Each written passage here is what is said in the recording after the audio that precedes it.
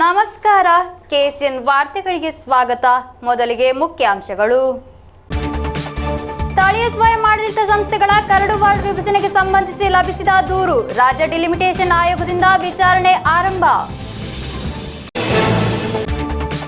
Kerala taxi drivers organisation Kasaragod ಜಿಲ್ಲಾ ಸಮಿತಿ ವತಿಯಿಂದ ಪ್ರತಿಭಟನಾ ಮಾರ್ಚ್, ಅನಧಿಕೃತವಾಗಿ ಓಡುತ್ತಿರುವ ಟ್ಯಾಕ್ಸಿಗಳ ವಿರುದ್ಧ ಕ್ರಮ ಕೈಗೊಳ್ಳದಿರುವುದನ್ನು ಪ್ರತಿಭಟಿಸಿ. ನವಕೇರಳ ರಂಗವನ್ನು ಸೃಷ್ಟಿಸಲು ರಾಜ್ಯ ಎನ್ಸಿಪಿ ನೇತೃತ್ವದಲ್ಲಿ ಆಯೋಜಿಸುವ ರಾಜಕೀಯ ವಿವರಣಾತ್ಮಕ ಯಾತ್ರೆ ಕಾಸರಗೋಡಿನಿಂದ ಆರಂಭ. ನಾರಂಪಾಡಿ ಶ್ರೀ ಉಮಾಮಹೇಶ್ವರ ದೇವಸ್ಥಾನದ ನವೀಕರಣ ಪುನಃ ಪ್ರತಿಷ್ಠಾ ಅಷ್ಟಬಂಧ ಬ್ರಹ್ಮಕಲಶಾಭಿಷೇಕ ಮತ್ತು ವಾರ್ಷಿಕ ಜಾತ್ರಾ ಮಹೋತ್ಸವ ನಡೆದು ಬರುತ್ತಿದೆ ವಿಜೃಂಭಣೆಯಿಂದ. ಸುದ್ದಿಯಾಗುತ್ತಿದೆ ತಲಪಾಡಿ ಟೋಲ್ಗೇಟ್ ಬೈಪಾಸ್ ರಸ್ತೆಗೆ ತಯಾರಿ. ವಾರ್ತೆಗಳು ವಿವರವಾಗಿ. ಸ್ಥಳೀಯ ಸ್ವಯಂ ಆಡಳಿತ ಸಂಸ್ಥೆಗಳ ಕರಡು ವಾರ್ಡ್ ವಿಭಜನೆಗೆ ಸಂಬಂಧಿಸಿ ಲಭಿಸಿದ ದೂರುಗಳಲ್ಲಿ ರಾಜ್ಯ ಡಿಲಿಮಿಟೇಷನ್ ಆಯೋಗ ವಿಚಾರಣೆ ಆರಂಭಿಸಿತು. ಚೇರ್ಮನ್ ಎಂ ಶಹಜಾನ್ ನೇತೃತ್ವದಲ್ಲಿ ಕಾಸರಗೋಡು ಮುನ್ಸಿಪಲ್ ಕಾನ್ಫರೆನ್ಸ್ ಹಾಲ್ನಲ್ಲಿ ನಡೆಸಲಾಯಿತು. ಸ್ಥಳೀಯ ಸ್ವಯಂ ಆಡಳಿತ ಸಂಸ್ಥೆಗಳ ಕರಡು ವಾರ್ಡ್ ವಿಭಜನೆಗೆ ಸಂಬಂಧಿಸಿ ಲಭಿಸಿದ ದೂರುಗಳಲ್ಲಿ ರಾಜ್ಯ ಡಿಲಿಮಿಟೇಷನ್ ಆಯೋಗ ಚೇರ್ಮನ್ ಎಂ ಶಹಜಾನ್ ನೇತೃತ್ವದಲ್ಲಿ ಕಾಸರಗೋಡು ಮುನ್ಸಿಪಲ್ ಕಾನ್ಫರೆನ್ಸ್ ಹಾಲ್ನಲ್ಲಿ ವಿಚಾರಣೆ ಆರಂಭಿಸಿತು. ಚುನಾವಣಾಧಿಕಾರಿಯಾದ ಜಿಲ್ಲಾಧಿಕಾರಿ ಕೆ ಇಂಬಾಶೇಖರ್, ಎಡಿಎಂಪಿ ಅಖಿಲ್ ಇವರು ಹಿಯರಿಂಗ್ನಲ್ಲಿ ಭಾಗವಹಿಸಿದ್ದರು.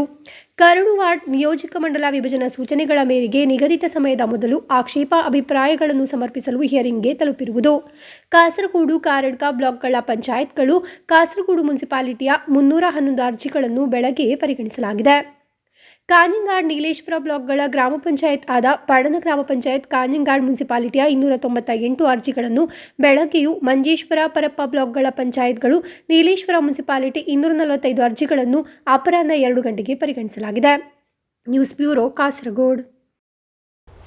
ಅನಧಿಕೃತವಾಗಿ ಓಡುತ್ತಿರುವ ಟ್ಯಾಕ್ಸಿಗಳ ವಿರುದ್ಧ ಕ್ರಮ ಕೈಗೊಳ್ಳದಿರುವುದನ್ನು ಪ್ರತಿಭಟಿಸಿ Kerala taxi drivers organisation Kasaragod ಜಿಲ್ಲಾ ಸಮಿತಿ ವತಿಯಿಂದ ಪ್ರತಿಭಟನಾ ಮಾರ್ಚ್ ನಡೆಸಲಾಯಿತು. ಇದರ ಭಾಗವಾಗಿ ಕೆಟಿಡಿಒ ವತಿಯಿಂದ ಕಾಸರಗೋಡು ರೀಜನಲ್ ಟ್ರಾನ್ಸ್ಪೋರ್ಟ್ ಕಚೇರಿಗೆ ಮುತ್ತಿಗೆ ಹಾಕಲಾಯಿತು.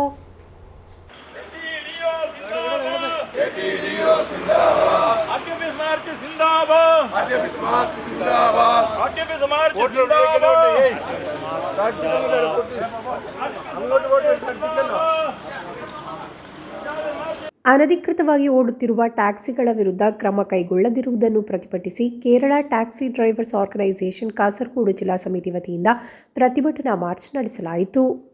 ಇದರ ಭಾಗವಾಗಿ ಕೆಟಿಡಿಒ ವತಿಯಿಂದ ಕಾಸರಗೋಡು ರೀಜನಲ್ ಟ್ರಾನ್ಸ್ಪೋರ್ಟ್ ಕಚೇರಿಗೆ ಮುತ್ತಿಗೆ ಹಾಕಲಾಯಿತು.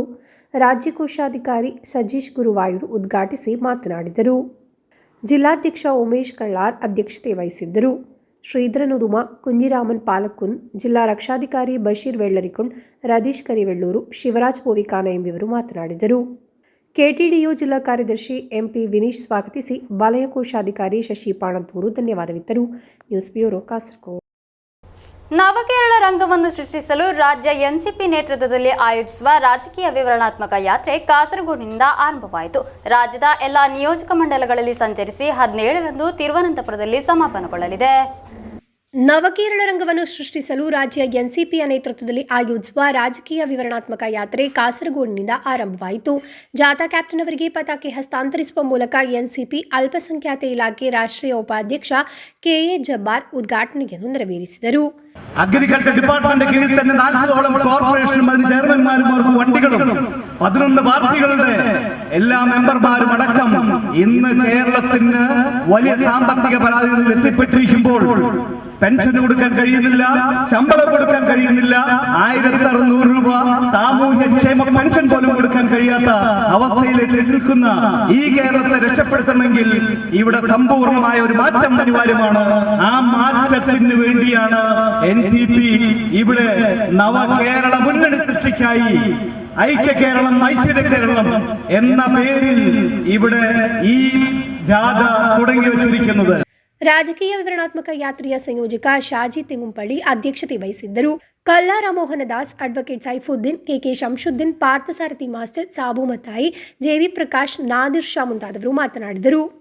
ರಾಜ್ಯದ ಎಲ್ಲ ನಿಯೋಜಕ ಮಂಡಲಗಳಲ್ಲಿ ಸಂಚರಿಸಿ 17ರಂದು ಸಾಯಂಕಾಲ ತಿರುವನಂತಪುರದಲ್ಲಿ ಸಮಾಪನಗೊಳ್ಳಲಿದೆ. ಎನ್ಸಿಪಿ ರಾಜ್ಯ ಸಮ್ಮೇಳನ 22ರಂದು ಎರ್ನಾಕುಳಂನಲ್ಲಿ ನಡೆಯಲಿದೆ.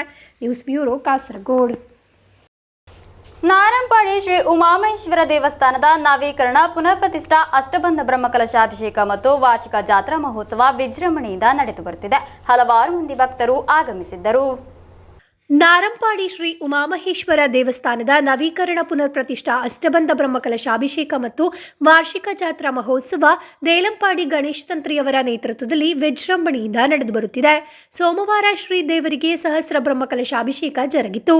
ಬೆಳಗ್ಗೆ ಗಣಪತಿ ಹೋಮ, ಕವಾಟೋದ್ಘಾಟನೆ, ಶಾಂತಿ, ಪ್ರಾಯಶ್ಚಿತ ಮತ್ತು ತತ್ವಹೋಮಗಳ ಕಲಶಾಭಿಷೇಕ, ಅವಭೃತ ಪ್ರೋಕ್ಷಣೆ, ಮಹಾಪೂಜೆ ನಡೆಯಿತು. ವಿವಿಧ ಭಜನಾ ಸಂಘಗಳ ವತಿಯಿಂದ ಭಜನೆ ಜರುಗಿತು.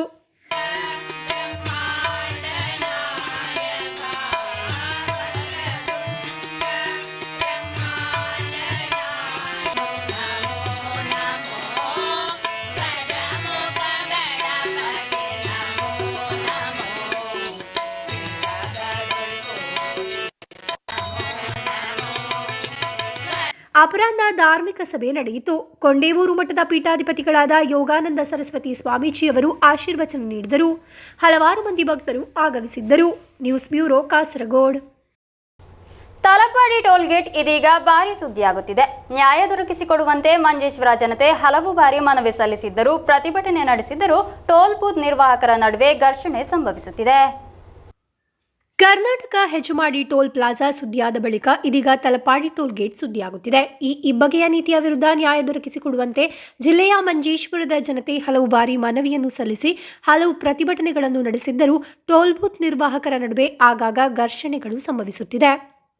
ಇದರ ಹೊರತಾಗಿ ಯಾವುದೇ ಪರಿಹಾರ ಕಾಣಲು ಸಾಧ್ಯವಾಗಿಲ್ಲ. ತಲಪಾಡಿ ಗ್ರಾಮ ಪಂಚಾಯಿತಿ ವ್ಯಾಪ್ತಿಯ ವಾಹನಗಳಿಗೆ ಉಚಿತ ಸಂಚಾರಕ್ಕೆ ಅನುವು ಮಾಡಿಕೊಟ್ಟ ಟೋಲ್ ಗೇಟ್ ನಿರ್ವಾಹಕರು ಮಂಜೇಶ್ವರ ಗ್ರಾಮ ಪಂಚಾಯಿತಿಗೊಳಪಟ್ಟವರಿಗೆ ಶುಲ್ಕವನ್ನು ವಿಧಿಸುತ್ತಿರುವುದು ಎಲ್ಲಿಯ ನ್ಯಾಯವೆಂದು ಗ್ರಾಮಸ್ಥರು ಪ್ರಶ್ನಿಸುತ್ತಿದ್ದಾರೆ. ಈ ಅನ್ಯಾಯವನ್ನು ವಿರೋಧಿಸಿದ ಗ್ರಾಮಸ್ಥರು ಇದೀಗ ಮಂಜೇಶ್ವರ ಗ್ರಾಮ ಪಂಚಾಯಿತಿಯ ಅಧೀನದಲ್ಲಿರುವ ತಲಪಾಡಿ ಮರಿಯಾಶ್ರಮ ಚರ್ಚ್ನ ಹಿಂಭಾಗದಲ್ಲಿರುವ ಹಳೆಯ ರಾಷ್ಟ್ರೀಯ ಹೆದ್ದಾರಿಯ ಮೂಲಕ ಸೇತುವೆಯನ್ನು ನಿರ್ಮಿಸಿ ಸಂಚಾರಕ್ಕೆ ವ್ಯವಸ್ಥೆಯನ್ನು ಕಲ್ಪಿಸಲು ಮುಂದಾಗಿದ್ದಾರೆ. ಕೋವಿಡ್ ಕಾಲದಲ್ಲಿ ಈ ವಿಷಯ ಚರ್ಚೆಯಾಗಿದ್ದರೂ ಬಳಿಕ ಅದು ನೆನೆಗುದಿಗೆ ಬಿದ್ದಿತ್ತು. ಆದರೆ ಇದೀಗ ಈ ನೂತನ ದಾರಿ ವ್ಯವಸ್ಥೆಯ ಮೊದಲ ಹಂತವಾಗಿ ಮಂಜೇಶ್ವರ ಗ್ರಾಮ ಪಂಚಾಯಿತಿಯ ನೇತೃತ್ವದಲ್ಲಿ ಗ್ರಾಮಾಧಿಕಾರಿ ಹಾಗೂ ಸರ್ವೆ ನಡೆಸುವವರು ಸ್ಥಳಕ್ಕೆ ಆಗಮಿಸಿ ಮಂಜೇಶ್ವರ ಗ್ರಾಮ ಪಂಚಾಯಿತಿಯ ಅಧೀನದಲ್ಲಿರುವುದನ್ನು ಖಚಿತಪಡಿಸಿಕೊಂಡರು.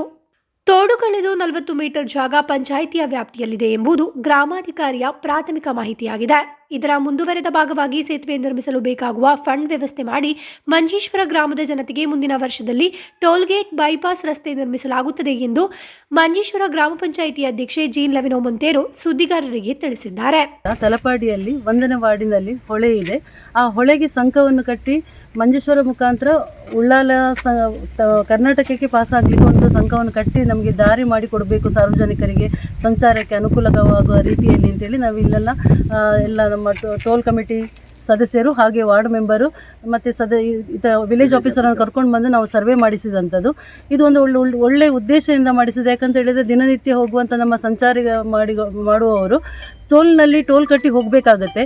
ಅದನ್ನೊಂದು ಸ್ವಲ್ಪ ಮಟ್ಟಿಗಾದರೂ ಕಮ್ಮಿ ಮಾಡುವ ನಿಟ್ಟಿನಲ್ಲಿ ಇಲ್ಲೊಂದು ಸಂಕ ಕಟ್ಟಿ ಮುಂದಿನ ಯೋಜನೆಯಾಗಿ ಸಂಕ ಕಟ್ಟಿ ಅದರ ಮುಖಾಂತರ ನಾವು ಸಂಚಾರ ಮಾಡಲಿಕ್ಕೆ ಅನುಕೂಲ ಮಾಡಿಕೊಡುವ ನಿಟ್ಟಿನಲ್ಲಿ ಇಲ್ಲಿ ಸೇರಿದಂಥದ್ದು. ಈ ಸಂದರ್ಭದಲ್ಲಿ ಟೋಲ್ ಗೇಟ್ ಹೋರಾಟ ಸಮಿತಿಯ ಪದಾಧಿಕಾರಿಗಳು, ವಾರ್ಡ್ ಸದಸ್ಯರು, ಗ್ರಾಮಸ್ಥರು ಉಪಸ್ಥಿತರಿದ್ದರು. Abdul Rehman Udyavara, news bureau, Manjeshwar. ಮಣಿಯಂಪಾರೆ ಸಂತ ಲಾರೆನ್ಸ್ ಚರ್ಚಿನ ವಾರ್ಷಿಕ ಹಬ್ಬ ಫೆಬ್ರವರಿ 12ರಂದು ಜರುಗಲಿದೆ. ಇದರ ಪೂರ್ವಭಾವಿಯಾಗಿ ಪರಮಪ್ರಸಾದದ ಮೆರವಣಿಗೆ ನಡೆಯಿತು. ಮಣಿಯಂಪಾರೆ ಸಂತ ಲಾರೆನ್ಸ್ ಚರ್ಚಿನ ವಾರ್ಷಿಕ ಹಬ್ಬ ಫೆಬ್ರವರಿ 12ರಂದು ಜರುಗಲಿದೆ. ಇದರ ಪೂರ್ವಭಾವಿಯಾಗಿ ಪರಮಪ್ರಸಾದದ ಮೆರವಣಿಗೆ ನಡೆಯಿತು. ಈ ಗರ್ಜಿ ಪರಿಸರದಿಂದ ಹೊರಟ ಮೆರವಣಿಗೆಯಲ್ಲಿ ಬ್ಯಾಂಡ್ ವಾದ್ಯ ಮೇಳಗಳೊಂದಿಗೆ ಗಾಯನ ಮಂಡಳಿ, ಚರ್ಚ್ ಆಡಳಿತ ಸಮಿತಿ, ICYM ಮಹಿಳಾ ಸಮಿತಿ ಸಹಿತ ವಿವಿಧ ವಾಳೆಯ ಭಕ್ತರು ಭಾಗವಹಿಸಿದ್ದರು.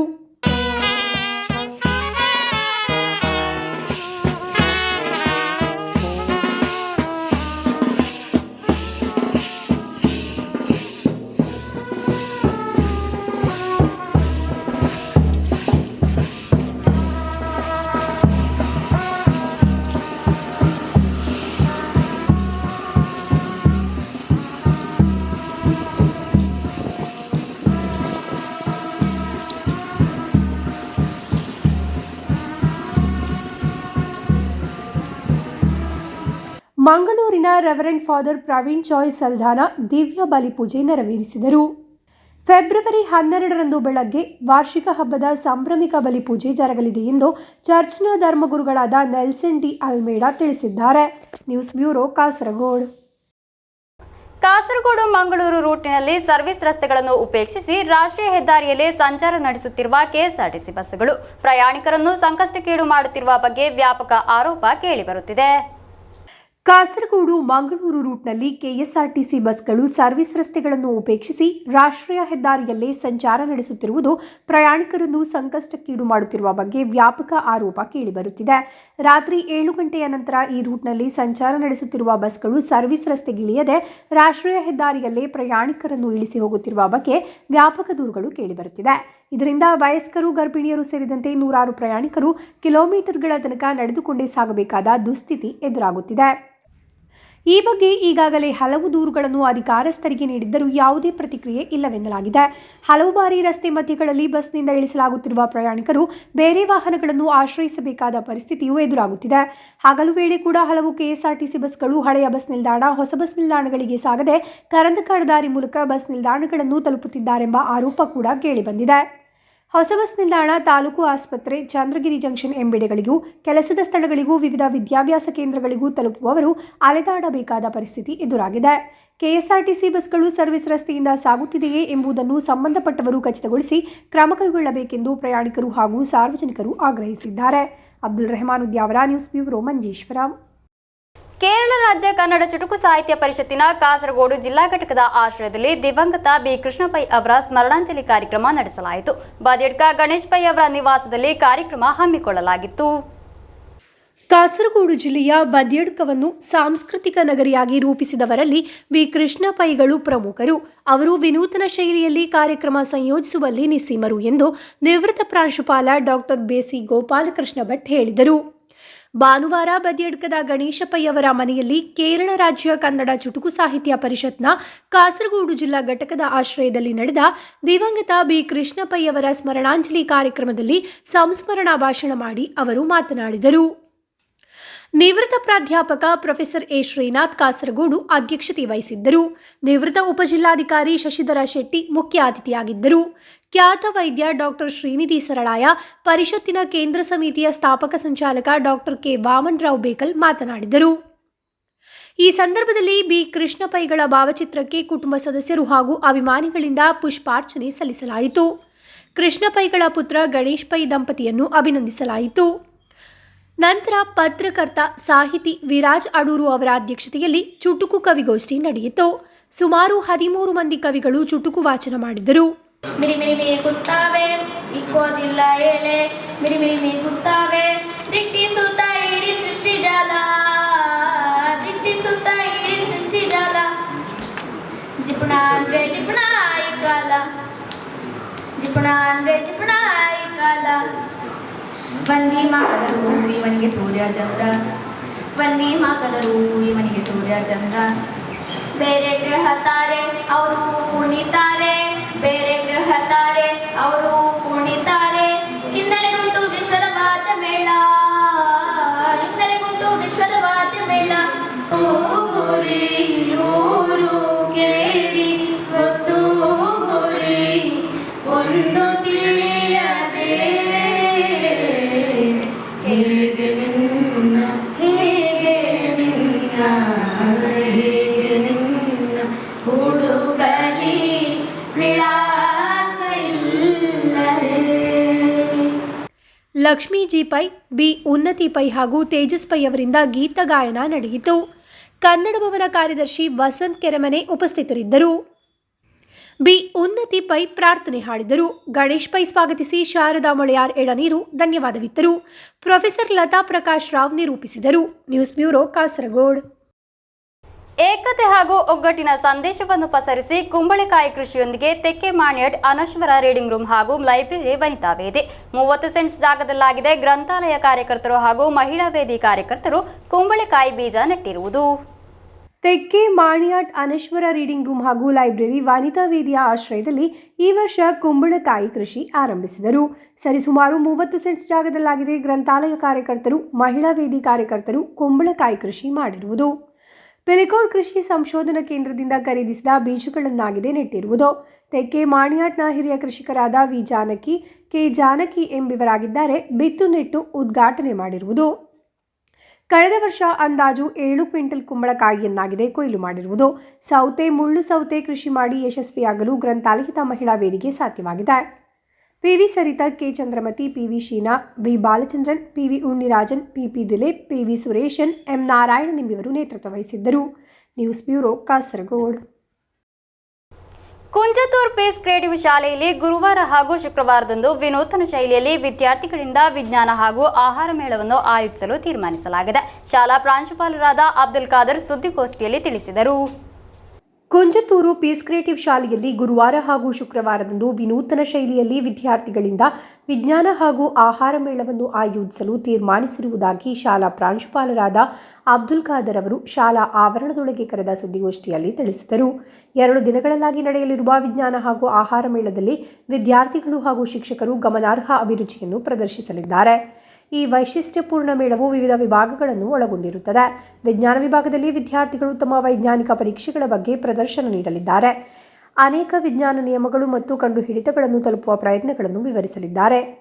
ಆಹಾರ ಮೇಳದಲ್ಲಿ ವಿದ್ಯಾರ್ಥಿಗಳು ವಿವಿಧ ಸವಿಯ ಮತ್ತು ಆರೋಗ್ಯಕರ ಆಹಾರಗಳನ್ನು ಪ್ರದರ್ಶಿಸಿ ಇವುಗಳ ಪೋಷಕತೆಯ ಕುರಿತಾದ ಮಾಹಿತಿಯನ್ನು ಹಂಚಿಕೊಳ್ಳಲಿದ್ದಾರೆ.